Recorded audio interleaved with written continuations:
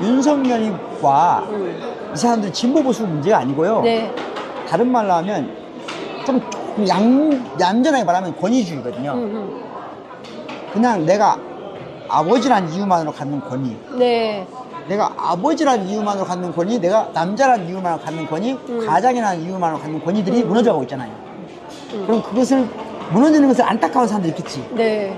네? 그게 이제 권위주의를 지향하는 정치 세력들이에요. 그게 우파거든요. 네. 그게 극우예요. 예. 그런데 여기에 예. 윤석열, 지기현, 조이대는 뭐냐면요. 네.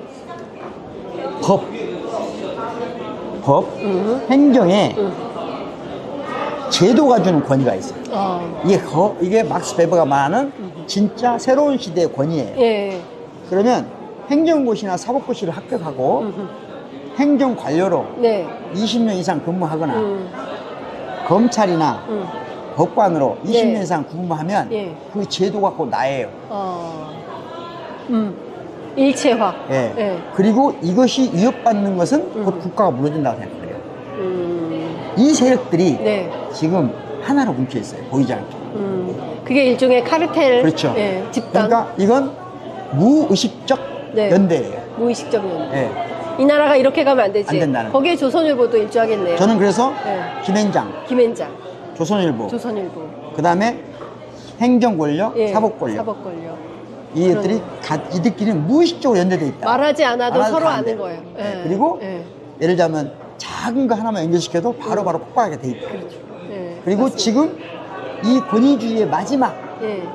기이한 형태로 나타난 게 예. 새로운 형태의 예. 젊은 파시즘이에요. 그렇죠. 예. 이것들을 결합시키는 거거든요. 맞습니다. 그러니까 이게 언제 어디서 폭발할지 모른다. 끊임없이 윤석열이 극우를 선동하는데 거기 핵심 주체가 청년이죠. 청년이라고 말해요. 예. 그건 왜 그러냐면 예.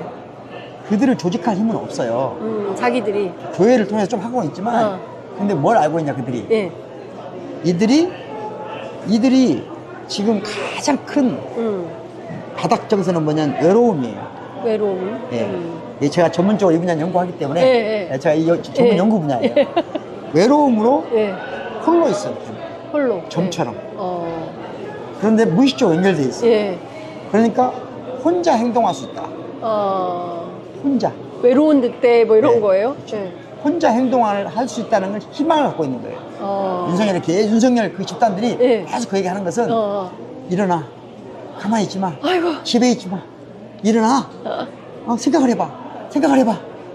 다 죽어. 이렇게 지금 칼로 바늘로 찌르고 있는 거거든요. 제가 그 얘기를 들었어요. 태극기 집회 왜 나가십니까? 라고 하면 집에서는 부인한테 박대 당하는데 태극기 집회 나가면 장군님 오셨습니까? 그렇죠.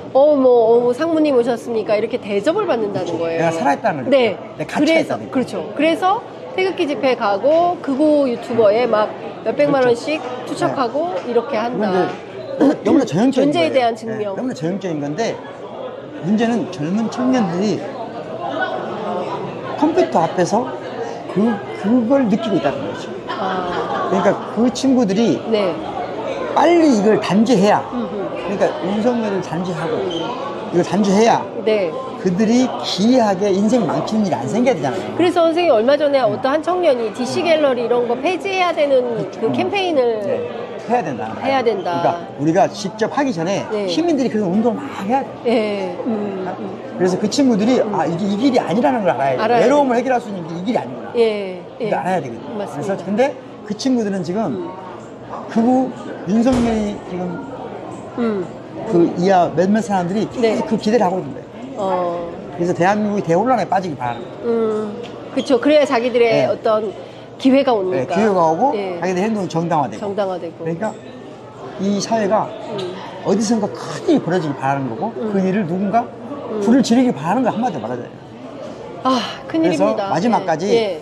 긴장해야 되겠네요. 긴장해야 되고 예. 이런 행사에서는 이제 이들이 못 나와요. 이런 네, 데. 왜냐하면 예. 싹 와서 보면 무섭거든요. 시민들이. 네. 근데 어디선가 이상하게 예. 선거날 전국 선거 사무소 네. 특히 저는 제일 걱정하는 것은 예.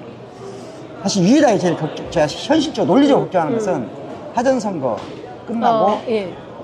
그 관리 과정 있잖아요. 사전선거 관리 과정에서 관리하는 데를 부정선거 또 주장하는 폭파시키는 거죠. 폭발을 시켜요? 네. 예를 들면 불을 내린다든가. 예. 예를 방화. 들면 예. 와. 그것이 제가 실질적으로 걱정하는 거예요. 왜냐면은 하나의 사무소만 불타도 네, 그렇죠. 난리 칠 거 아니에요. 그렇죠. 뭐 거기 투표용지 그렇지. 문제가 있다. 하나 이거 가지고. 이번 선거 안 된다. 네. 선거 다시 재선거 해라. 뭐 이렇게 그러면 요구할 수 있겠죠. 우파들이 뭉칠 수 있어요.